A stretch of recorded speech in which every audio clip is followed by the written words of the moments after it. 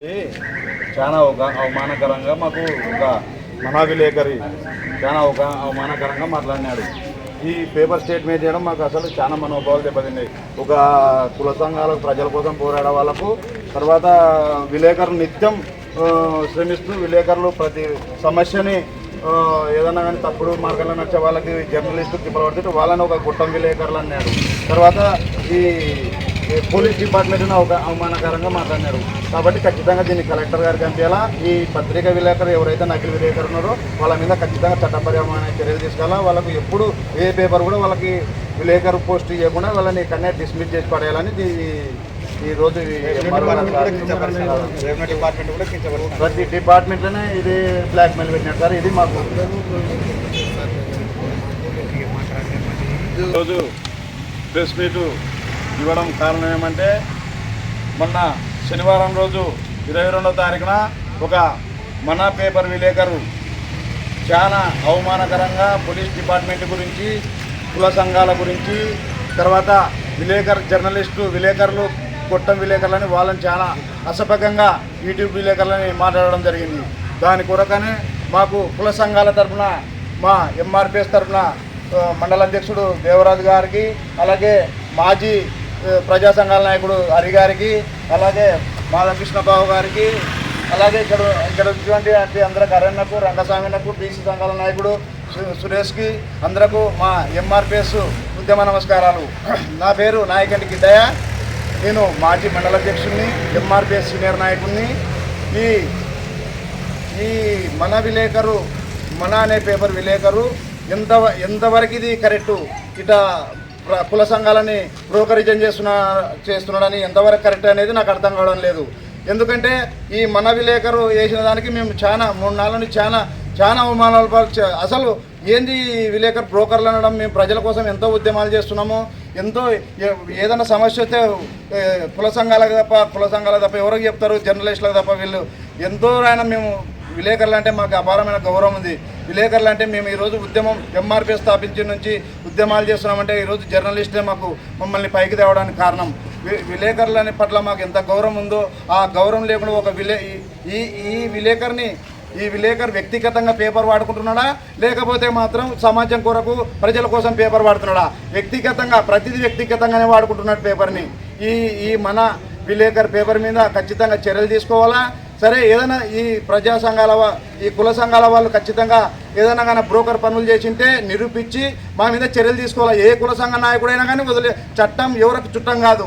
అది ఒక కుల సంఘ నాయకుడైనా విలేకరు అయినా కానీ పోలీస్ డిపార్ట్మెంట్ అయినా కానీ రెవెన్యూ డిపార్ట్మెంట్ అయినా కానీ ఎవరికి చట్టం చుట్టం కాదు. ఖచ్చితంగా ఒక ఆఫీసర్ని కానీ ఒక కుల సంఘ నాయకుని కానీ ఒక జర్నలిస్టు కానీ అనే ముందు నీవు ఎంతవరకు ఇది కరెక్ట్ అనేది నిరూపించినా కానీ అనాలా. కానీ అనవసరమైన మాటలు ఇట్లా పేపర్కి ఇచ్చి కుల సంఘాల నాయకులు బ్రోకరిజం చేస్తున్నారనేది ఎంతవరకు కరెక్టు. ఇంకా ఈ ఎన్నో పేపర్కి వేసినాడు. ఈ భూ కబ్జాలు నువ్వు ఎస్సీ కార్పొరేషన్ ల్యాండ్ కాడ ఒక అతను ల్యాండ్ ముందర అతను కడుతుంటే భూ కబ్జా అంటాడు. భూ కబ్జా అంటే ఈ మంచికి 20 సెంట్లు 20 మంది ఎస్సీ కార్పొరేషన్ లబ్ధిదారులు, దాంట్లో 21 మంది ఎట్టొస్తాడు అంటే తండ్రికి 20 సెంట్లు కొడుకుకి 20 సెంట్లు ఎక్కించుకొని ఈరోజు ఈయనని భూ కబ్జా చేసినాడు అంటాడు. ఏమిది ఇది అంటే నువ్వు నీ ఇష్ట ప్రకారంగా నువ్వు ఏం మాట్లాడుతున్నావు? నీకేమన్నా కుల సంఘాల నాయకులు ఏమన్నా బ్రోకరేజ్ చేసినాడో నీకు ఆడ ఆధారం ఉందా? లేకపోతే పోలీసు వాళ్ళు ఏమన్నా నిన్ను అది ఇదని రెవెన్యూ ఈ సివిల్ పంచాయతీలు చేసి నీతో ఏమన్నా నీ కాడ ఏమన్నా రుజువు ఉందే? సివిల్ పంచాయతీలు చేసి వాళ్ళని మభ్య పెడుతున్నట్టు వాళ్ళని అనగొడుతున్నట్టు ఎన్నో అక్రమాలు జరిగినాయి టౌన్లో.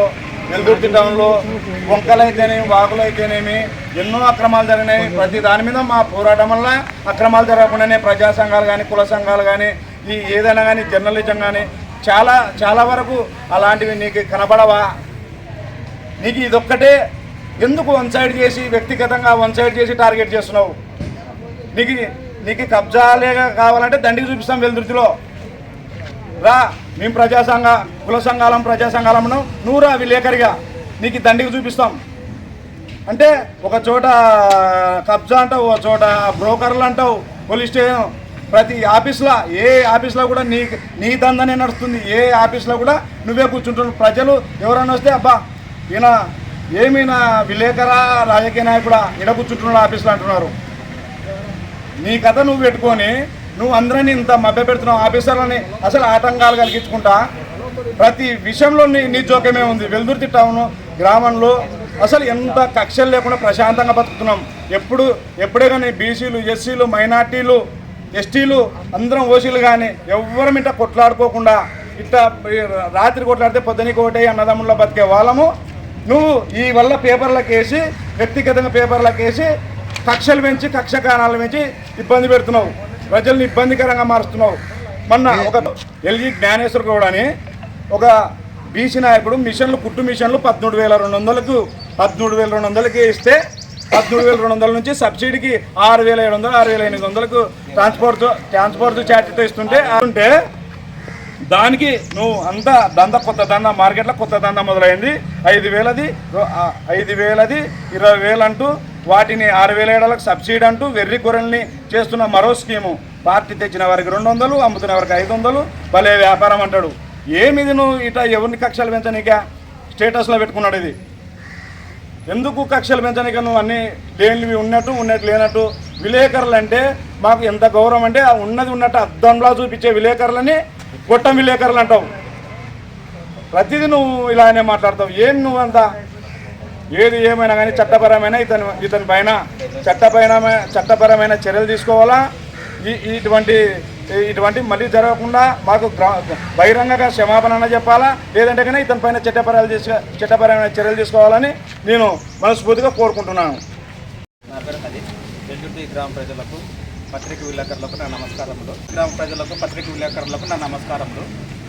ఇక్కడ ఎంఆర్ఓ ఆఫీస్ ముందర రైల్వే ట్రాక్ కింద నీళ్ళు ఆగి గుంతలపడి ఉంటే ఎల్లి క్యాన్సర్ గారు ఎమ్మెల్యే ఆదేశాల మేరకు ఆ రోడ్డును మరమ్మతు చేపించి అన్ని నీటికి చేపించింటే ఒక ఫేక్ విలేకరి, నకిలీ విలేకరి అంటూ మనుషులు ఉన్నా లేకున్నా కానీ అక్కడ ఉండి మేమే చేపిస్తున్న పని అంటూ ఫోటో పెట్టి చిన్న ముత్యాల చిన్న ఎవరి ఫోటో పెట్టినాడు? బలరాం గౌడ్ది. అంటే బలరాం గౌడ్ లేకున్నా కూడా అతను ఉన్నట్లు ఆ పని వాళ్ళే చేస్తున్నట్లు క్రియేట్ చేసి వేసినారు, పేపర్కి వేసినారు. అది ఎంతవరకు న్యాయం అనేది మేము అడుగుతున్నాము.